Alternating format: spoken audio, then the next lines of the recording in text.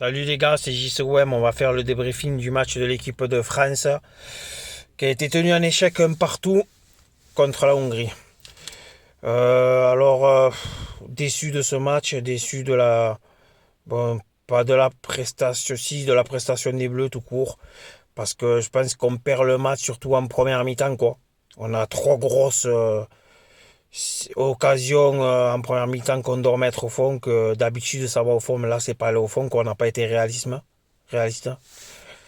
La première occasion d'Antoine Griezmann qui est en face à face avec le gardien hongrois et malheureusement il manque son face à face, il tire dessus le gardien hongrois et le gardien hongrois la sort. Après il y a eu aussi cette superbe occasion aussi de Benzema qui a raté l'immanquable là. Pourtant un très bon ballon donné par Antoine Griezmann sur Mbappé qui est dos au but, qui met à l'extérieur du pied, qui remet sur Benzema. Et Benzema, il la prend de l'extérieur du pied, elle passe à côté, quoi. Mais c'est quasiment seul face au gardien. Il est seul face au gardien, quoi. Il doit la mettre, Karim, là. Donc voilà, il y a eu cette occasion. Il y a eu aussi une belle occasion pour Kylian Mbappé qui frappe juste à ras du poteau. Il y a eu quelques situations. Il faut savoir que dans ce match, on a tiré en tout 15 fois et on a cadré que quatre fois. Donc on n'a pas trouvé le cadre pas assez, quoi. Donc après, à force de ne pas marquer, eh ben, il est arrivé ce qui devait arriver, quoi. Les Hongrois ont marqué sur leur seule occasion, juste avant la mi-temps.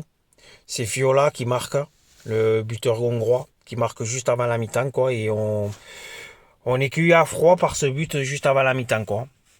Après une deuxième mi-temps aussi, à peu près pareil que la première, quoi. Avec pas mal de situations, mais bon, pas assez cadré, pas beaucoup de frappes cadrées. Il y a ce magnifique but de Antoine Griezmann qui égalise. Heureusement qu'il égalise Antoine Griezmann. Il est important quand même ce but parce qu'en faisant le nul, on conserve quand même la tête du groupe. Sachant que l'Allemagne a battu le Portugal 4-2, ce qui nous arrange. Donc nous on est à 4 points et l'Allemagne et le Portugal est à 3 points. Mais il faudra faire un gros match contre le Portugal pour s'assurer la première place qui est importante puisqu'on jouerait un deuxième de notre groupe, quoi. Donc on pourrait éviter des équipes un peu plus fortes si on finit premier de ce groupe-là. Après, même en finissant deuxième, la France peut battre n'importe qui. Mais là, ce match-là, il reste quand même en travers parce que les Hongrois, je crois qu'ils ont 3 frappes dans le match cadré, ce qui est peu pour un truc. On s'attendait à avoir la possession, on a eu plus de 63 possessions de balles. Mais après, on peut s'en prendre qu'à nous-mêmes, mais moi je reviens à ce que j'ai dit, je pense que c'est en première mi-temps qu'on a manqué le coche. En première mi-temps, on aurait dû mener 2 ou 3-0, il n'y aurait rien à dire. Et malheureusement, on l'a pas fait, on s'est fait punir sur la seule occasion qu'ils ont eue, quoi. Donc voilà, en gros, c'est ça, quoi. Après, les joueurs que j'ai trouvés bons, notamment bon, sur l'ensemble du match, et notamment beaucoup en première mi-temps, c'est N'Golo Kanté. N'Golo Kanté qui a été énorme. Il a récupéré un nombre incalculable de ballons. Il a été dans la percussion, super. Je vais mettre Griezmann aussi pour son but, mais aussi pour sa combativité sur le terrain. Donc voilà. Après, déçu un peu de Karim Benzema parce que bon, il n'a pas cette réussite. Mais bon, peut-être que dans les prochains matchs, il trouvera enfin les chemins de filer, il faut lui faire confiance. Là, sur ce match-là, il manque quand même une occasion immanquable. Cette occasion, il doit aller au fond. Il est seul, il n'a plus qu'à ajuster le cadre et malheureusement, il la prend mal et c'est cette heure du pied, elle part à côté, quoi. Il y a eu un poteau aussi en deuxième mi-temps pour les Bleus. Je me rappelle même plus qui c'est, tellement que je suis dégoûté du résultat, les gars. Il y a eu un poteau aussi. Donc, manque de réussite totale aussi. Et, et voilà, quoi. Voilà, c'est ce qu'il y avait à dire sur ce match. Après, pas plus. Je pense qu'on est tous dégoûtés. On espère avoir un peu plus d'être un peu plus joyeux à la fin du match de la semaine prochaine contre le Portugal. puisqu'on rejouera le 23 contre le Portugal, les gars, à 21h cette fois-ci. Il y a aussi peut-être, après il faut pas trouver des excuses, mais Antoine Griezmann le disait aussi, il y a aussi l'effet qu'ils n'avaient pas joué devant un stade plein depuis novembre 2019, très précisément. Donc peut-être que ça y fait, il faisait chaud aussi, la chaleur, il faisait 33 degrés. Bon, après c'est pour les deux équipes, on peut se dire ça aussi. Mais bon, voilà quoi. Bon, on a au moins sauvé les meubles en égalisant, en obtenant le match nul. Donc voilà, il valait mieux le match nul que si on avait perdu là, ça remettait tout le groupe, tout le classement de ce groupe en question quoi. Parce qu'on aurait été tous à 3 points et ça aurait été un peu chaud pour la dernière journée. Voilà. Voilà, c'est un point sur l'équipe de France. J'ai pas plus à dire. Voilà, les gars, je vous ai dit en gros ce qui s'est passé, les meilleurs moments de ce match-là, quoi. Donc maintenant, on va faire un point sur le Mercato M, les gars. J'ai du nouveau. Apparemment, le jeune Conrad de la Fuentes du FC Barcelone, du centre de formation de la Masia, devrait signer. Devrait signer là, c'est quasiment fait c'est quasiment fait quoi là. Apparemment, si l'article que j'ai vu ne se trompe pas, c'est un article quand même assez connu, donc je pense pas qu'il se trompe. C'est le sur Mercato Foot quoi. Donc c'est apparemment ça serait fait quoi. Voilà, le coût du transfert serait environ de 3,5 millions d'euros pardon. Voilà. Après, un joueur qui confirmait que je vous avais dit là, bon, il n'a pas signé encore, mais que vraiment c'est chaud pour pouvoir l'accueillir l'année prochaine, c'est David Luiz. C'est de plus en plus chaud avec David Luiz. Donc apparemment les dernières nouvelles sont bonnes. Sachez que Sampaoli s'est déplacé lui-même au Brésil à Rio pour voir le joueur. Donc lui, il voudrait avoir un dernier challenge européen avant de s'arrêter à sa carrière en finissant au club de Flamengo au Brésil, dans son pays. Donc il serait c'est une très grosse, comment dire ça, ça avance bien et ça devrait peut-être se faire pour David Luiz. Il toucherait annuellement 4 millions d'euros annuellement quoi. Donc il n'a pas eu d'offre dessus et apparemment David Luiz serait quand même plus près de signer à l'OM que d'aller à Flamengo quoi. Donc voilà, affaire à suivre. Pour Paul Lirola, j'ai des nouvelles. Alors apparemment ça va mieux pour Paul Lirola avec les négociations avec la Fiorentina. Vous savez que ça a été très chaud parce qu'à un moment donné la Fiorentina voulait le garder, enfin surtout Gattuso, l'entraîneur de la Fiorentina, voulait le garder. Et apparemment, ils auraient trouvé quand même une terrain d'entente pour le transfert définitif de l'Irola avec la Fiorentina.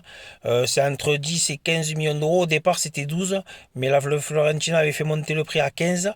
Mais apparemment, l'OM aurait fait descendre un peu le prix et apparemment, ça serait sur la bonne voie, quoi. Voilà. Voilà, ça serait sur la bonne voie et l'Irola devrait rester à l'OM. En plus, le joueur veut rester, donc ce qui nous arrange pas mal.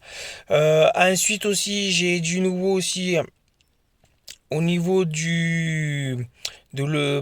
par contre là c'est pas une bonne nouvelle mais apparemment Luis Gustavo ne viendra pas à l'OM les gars.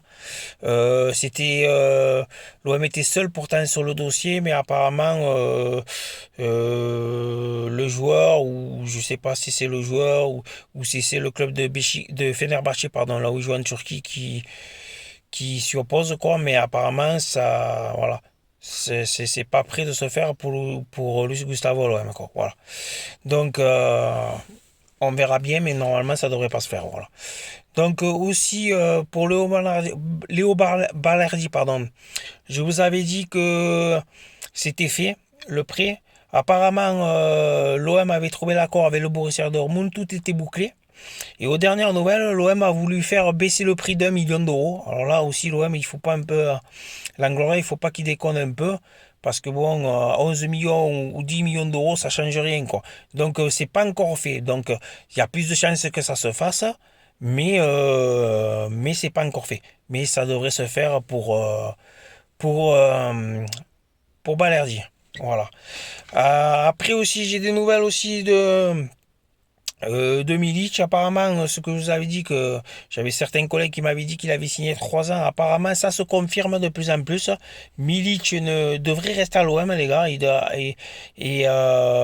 devrait être enfin, transféré définitif. Même s'il est à l'OM, il était prêté avec option d'achat, enfin, on était prioritaire, sauf s'il y avait une offre de plus de 12 millions d'euros, enfin, vous voyez ce que je veux dire, quoi.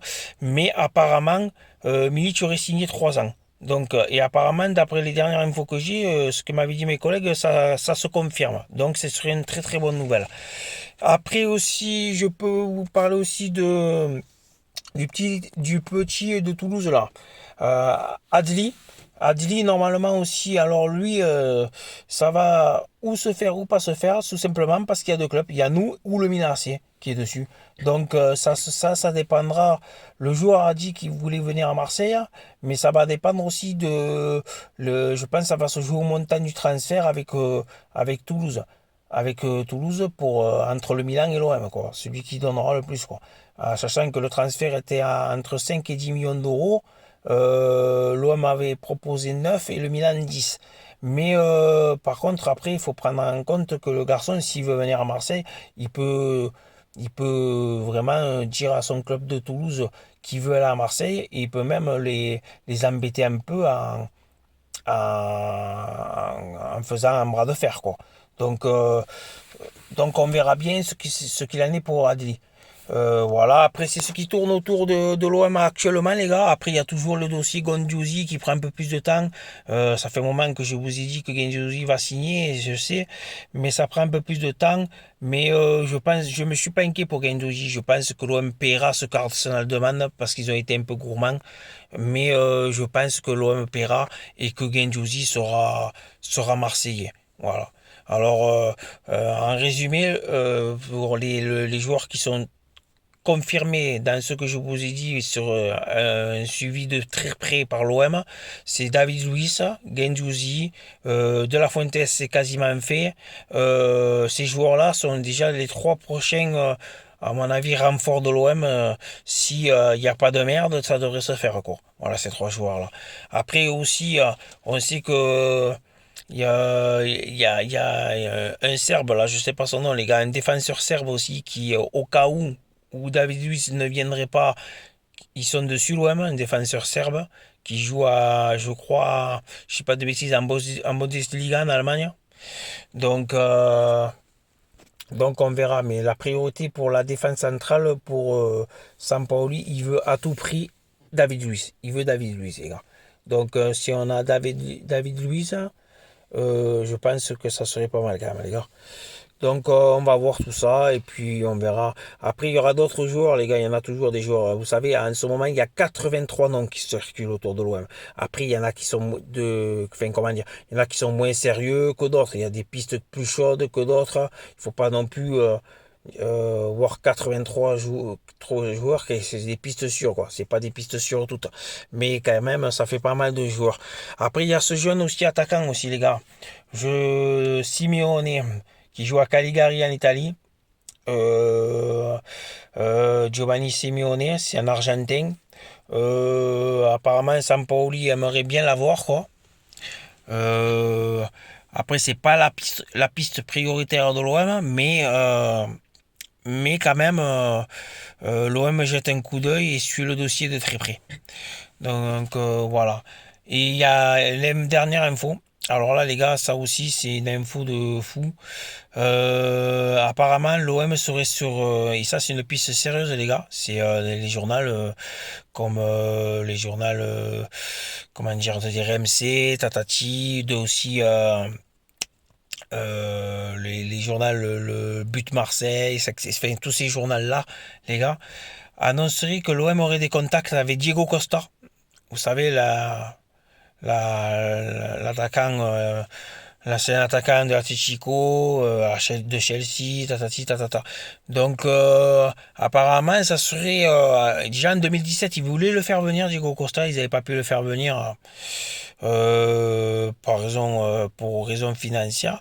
Mais là, apparemment, ça serait possible de faire venir Diego Costa. Comment, pourquoi, comment, disons, au niveau financier, je sais pas. comme il faudrait pour payer un Diego Costa, mais apparemment c'est dans les papiers et c'est pas que du papier quoi. C'est vraiment très chaud entre l'OM et Diego Costa. Donc voilà, on verra si l'OM réussit ce transfert. Là, ça serait un super attaquant. Diego Costa, les gars, c'est un super attaquant. Vous imaginez l'attaque Diego Costa Milic devant. Croyez-moi que la Ligue 1 et même en Ligue Europa, ça va trembler les autres équipes, les gars. Si on a tous ces joueurs qui, qui signent là, tout ce que je vous ai cité, plus d'autres qu'on va découvrir les noms dans les prochains jours, quoi. Ça risque de faire une belle équipe. Mais je pense, de toute façon, je vous ai dit qu'on aurait une belle équipe l'année prochaine. Même si ce ne sera pas sûrement une équipe comme si on aurait joué la Ligue des Champions, parce que les joueurs viennent aussi par rapport que la Ligue des Champions, ça attire vachement, quoi. Mais on aura quand même une très très belle équipe pour jouer la Ligue Europa, le championnat et la Coupe de France. Donc voilà, les gars, c'est les dernières infos. Je vous en Dès qu'il y aura des infos qui suivront ou des joueurs, d'autres joueurs confirmés ou si des joueurs que je vous ai confirmés sont définitivement, c'est devient officiel, c'est transféré quoi, je vous en ferai part, les gars. D'ici là, on se donne rendez-vous les gars la semaine prochaine. Je vous ferai une vidéo sûrement, je pense déjà pour le match de l'équipe de France. Contre le Portugal, donc le lendemain de France-Portugal, il y aura une vidéo et je vous dirai du nouveau sur le mercato OM, etc. Donc les gars, n'oubliez pas aussi de vous abonner les gars, pour ceux qui l'ont pas fait, de mettre le petit pouce bleu qui va très bien les gars et passez une très bonne soirée les gars et à la prochaine. Allez, ciao ciao, ciao ciao les gars.